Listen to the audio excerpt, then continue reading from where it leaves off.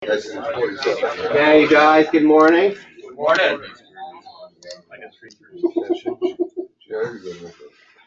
Um, this week's code of conduct is maintain confidentiality of insider information learned about ECI or about our clients. I think we're continuing on with our record. 153 days without a recordable injury. That is way past our record. Good job, guys. Matt still got his beard going on. Look at that puppy. Growing right in. It's at that real awkward stage right now. So, we're gonna have a video here about harness inspection. Required to inspect it. If you find And we're gonna anything start wrong it with right the now, equipment, if it does not pass the inspection, you must take it out of service. Before you start the inspection, you want to grab the harness by the back dorsal D-ring, raise it up, and shake it. What this will do is allow the leg straps to fall downward where they need to be. If it's a little bit jumbled up, giving it a shake will smooth out the harness so it can hang correctly. The first things you want to look at are the impact indicators. On a harness, there are two of them. You can see that it's just webbing folded over and it says impact indicator. If the impact indicator is neither there or has been exposed, stop the inspection and remove the harness from service. Next, you'll want to inspect the labels. If you cannot read the labels, you cannot use that harness. It must be taken out of service. When inspecting hardware, we'll start from the top and work our way down. First, look at the back dorsal D-ring. Make sure there's no major bends, cracks, or discoloration. Next, check your chest strap.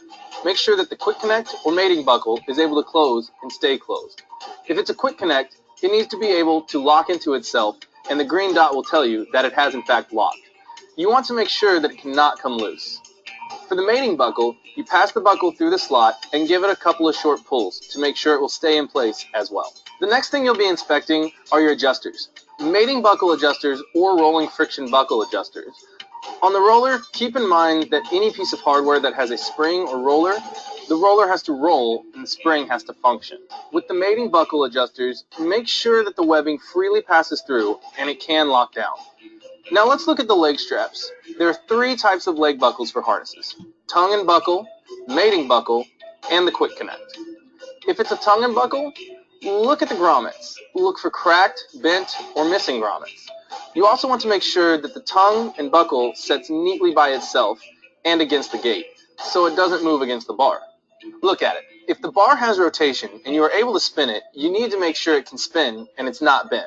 If it's a quick connect, just like with the chest strap we reviewed earlier, it needs to be able to lock into itself, so the green dot shows and it has been locked. Again, for the mating buckle, you pass the buckle through the slot and give it a couple short pulls to make sure it will stay in place. Okay, let's talk about webbing. You always want to do this inspection without your gloves on. First, an easy one is tears, holes, or discoloration of the webbing. Grasp the webbing with your hands and bend it in an inverted U fashion, checking both sides. This creates surface tension, making damaged fibers or cuts easier to see. Remember to inspect both sides of the webbing. Webbing damage may not show up by just looking at it. Run your hands down the webbing to feel for any hard, shiny spots caused by heat damage. Or feel free to make sure the thickness of the webbing is uniform. If it thins in places or shows signs of undue stretching, that could indicate it has been subject to a fall. Then, you also want to make sure the edges are not worn down too much. If you've got 10% of wear on the outside of the webbing, then it needs to be removed from service. A key thing to look at is the stitching. Make sure you don't have any loose or missing stitches. One place many people tend to forget to look at is the subpelvic strap. Underneath there gets a lot of wear, so be sure to check all of your stitching on your harness. Yeah, so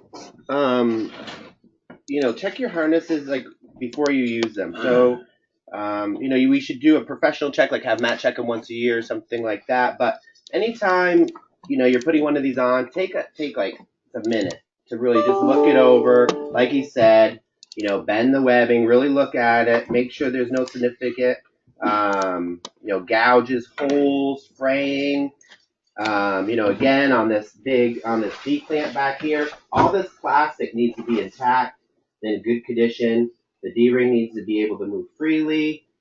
It's all very important, and again, all of them have the label like they showed in the video that tells you, the year it was manufactured, the model, the size, and then other information, talking about inspection and stuff like that.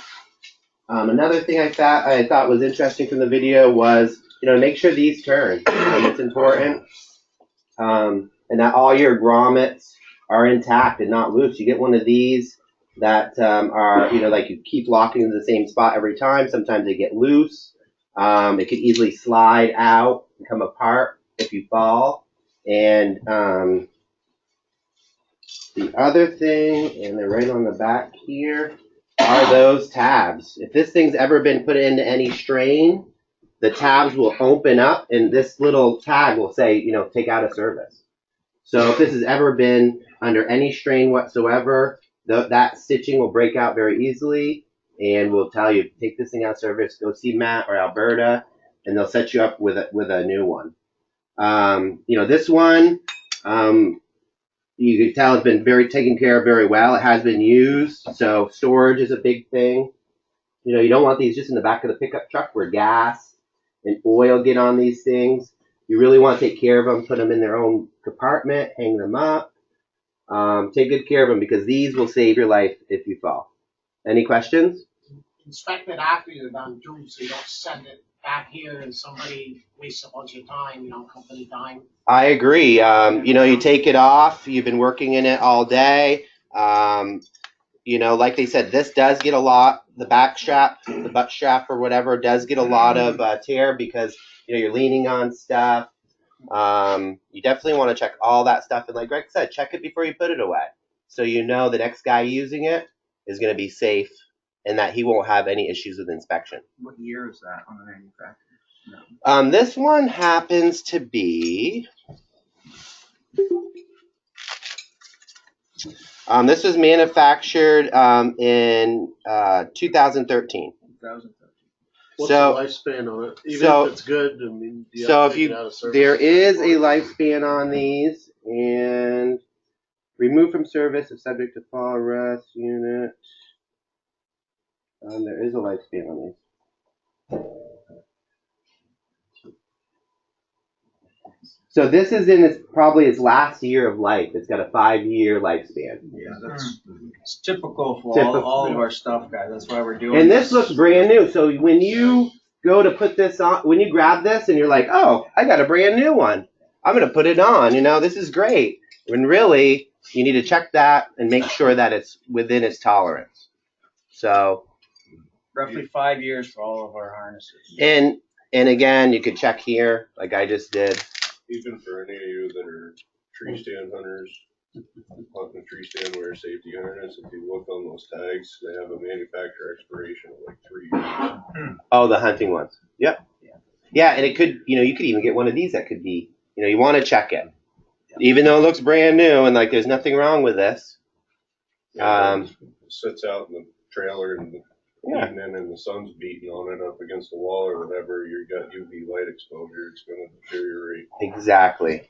We don't put these on for show. We put them on to save our lives. So let's make sure they're good when we put them on.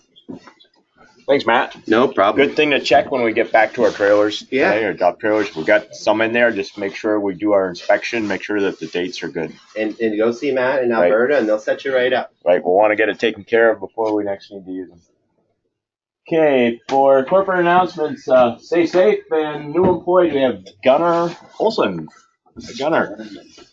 He'll be working with Mike Twombly doing layout and survey type work. And Dan LaRock, is Dan here? Dan's back there. Yeah, okay. Well, Dan is a crane operator, so welcome both of you guys. And ticket giveaway, there's still a pair left for this Make-A-Wish banquet up in St. Albans.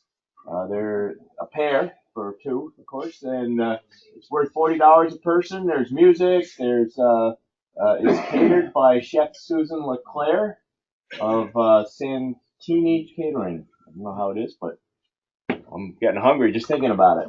So live music and silent auction and a live auction.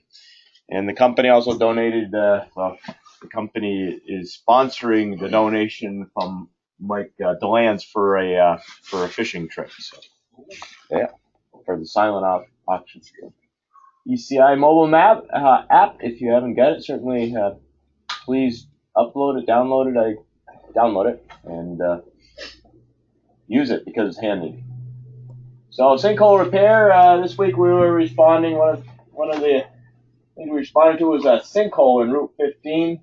So it was on eastbound lane of Route 15 in Colchester. We excavated down about 7 feet to fill the void.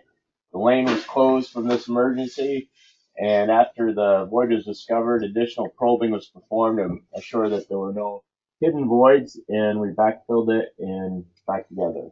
So, a couple pictures there. What was the cause? I don't think they ever found a real cause. You know, it was one of those things, right? One of those sinkholes that, of course, it's next to a catch basin or sewer, I guess.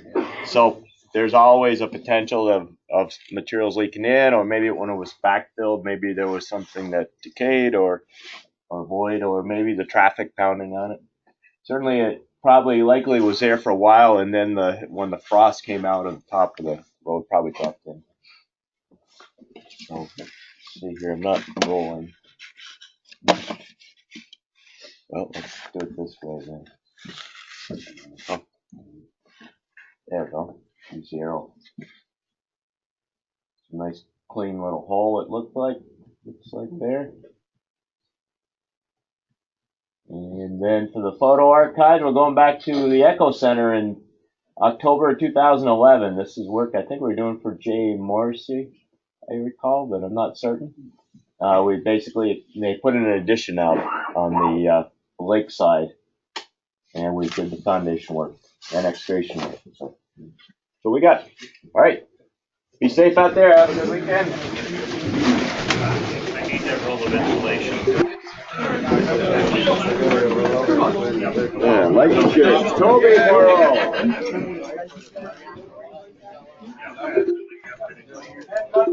Barber.